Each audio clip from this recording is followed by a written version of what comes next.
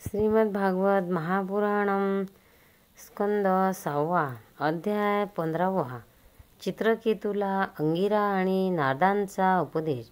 शुकाचार्य म्हणाले, राजा शोकग्रस्त होऊन आपल्या मेलेल्या पुत्राजवळ मेल्यासारखा पडून होता। त्याला महर्षी अंगिरा आणि नारद शास्त्रोक्त वचनाने समजावू लागले। ते म्हणाले, राजेंद्रा, ज्याच्यासाठी तू इतका शोक करीत आहेस तो बालक आणि या अगोदरच्या जन्मात तुझा कोण होता, तसेच तू त्याचा कोण होतास आणि पुढच्या जन्मीसुद्धा तुझा त्याच्याशी काय संबंध असेल। जसे पाण्याच्या वेगाने वाळूचे कण एकमेकांशी जुळलेले जातात आणि वेगवेगळे होतात, त्याचप्रमाणे काळाच्या प्रवाहात प्राणीसुद्धा एकमेकांशी जोडले जातात आणि वेगळे होतात। जसे काही बीजापासून दुसरी बीजे उत्पन्न होतात आणि नष्ट होतात, त्याचप्रमाणे भगवंताच्या मायेने प्रेरित होऊन प्राण्यांपासून अन्य प्राणी उत्पन्न होतात आणि नष्ट होतात।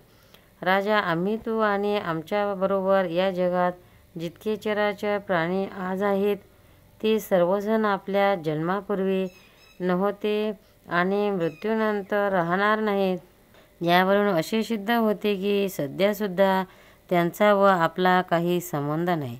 सर्व प्राण्यांचे अधिपती जन्ममृत्यूरहित भगवान निरपेक्ष असूनही जशी मुले खेळणी तयार करतात आणि मोडून टाकतात, तशी आपण उत्पन्न केलेल्या व या आपल्या अधीन असलेल्या प्राण्यांची निर्मिती करतात आणि त्यांच्याकडून अन्य प्राण्यांची उत्पत्ती, पालन आणि संहार करतात।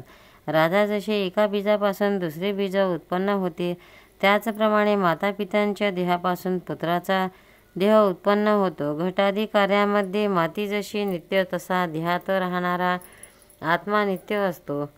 जसे एकाच मातीरूप वस्तूमध्ये घटत्व इत्यादी जाती आणि घट इत्यादी व्यक्ती हा भेद केवळ काल्पनिक आहे, त्याचप्रमाणे आत्मवस्तूमध्ये देही आणि देह या प्रकारचा भेदसुद्धा अनादी अविद्येने कल्पलेला आहे।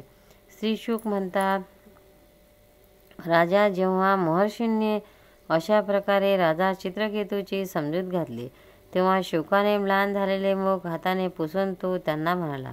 राजा म्हणाला, आपण दोघेही ज्ञानी आणि श्रेष्ठ पेक्षाही श्रेष्ठ असे स्वतःला अवधूत वेशात लपवून येथे आलेले कोण आहात?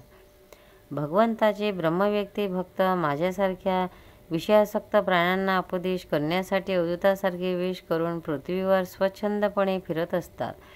सनतकुमार, नारद, प्रभू, अंगिरा, देवल, अशित, अपरांतरतम, व्यास, मार्कंडेय, गौतम, वशिष्ठ, भगवान परशुराम, कपिल, शुक, दुर्वास, याज्ञवल्क, जातुकर्ण्य, अरुणी, रोमश, च्यवन, दत्तात्रेय, आसुरी, पतंजली, वेदशिरा, बोधमुनी, पंचशिरा, हिरण्यनाभ, कौशल्य, श्रुतदेव, ऋतध्वज हे तसेच दुसरे सिद्धेश्वर ज्ञानदान करण्यासाठी पृथ्वीवर विहार करीत असतात।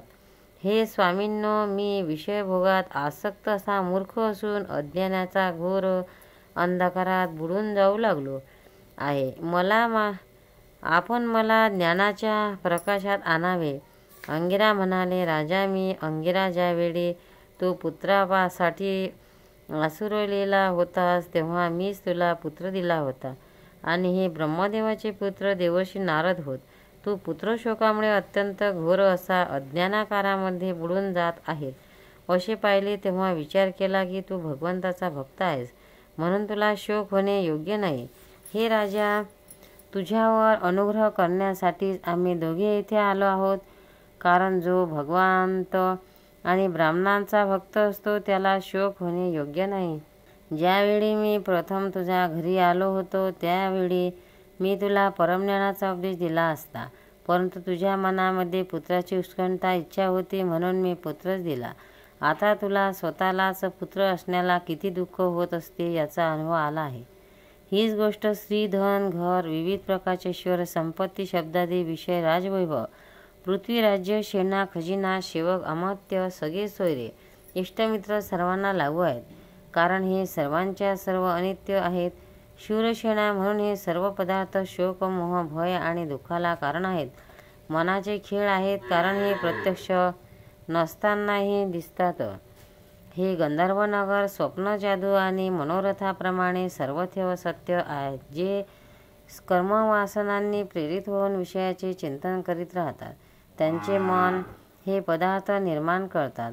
पंचमहाभूते, ज्ञानेंद्रिय आणि कर्मेंद्रियाचा समूह असलेला जीवात्म्याचा हा देह जीवाला विविध प्रकारचे क्लेश आणि संताप देणारा मानला जातो.